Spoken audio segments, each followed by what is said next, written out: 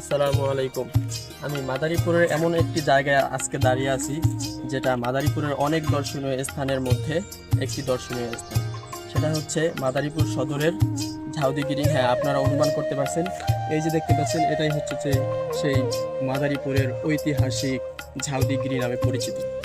তো আপনারা ইতিমধ্যে এর নাম শুনেছেন, কিন্তু এর ইতিহাস যে কত গভীর বা এটি কত আগের ইতিহাস, এটা কি আপনারা কখনো ভেবে দেখেছেন?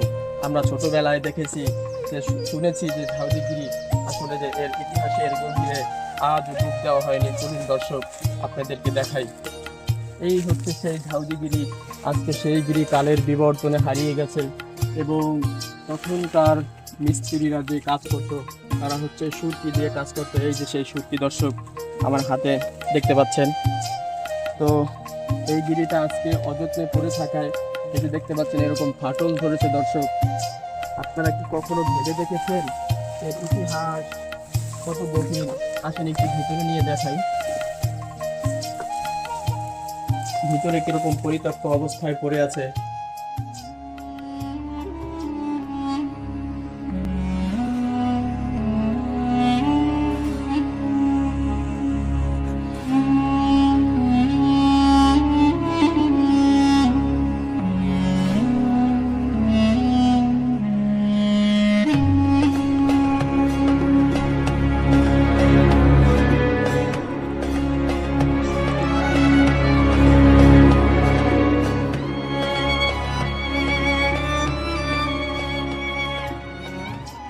স্থানীয়দের ভাষায় ধারণা করা হয়, প্রায় ব্রিটিশ সাম্রাজ্যের আগে মুঘল উপজাতি মগ উপজাতি তারা এটি নির্মাণ করেছিল।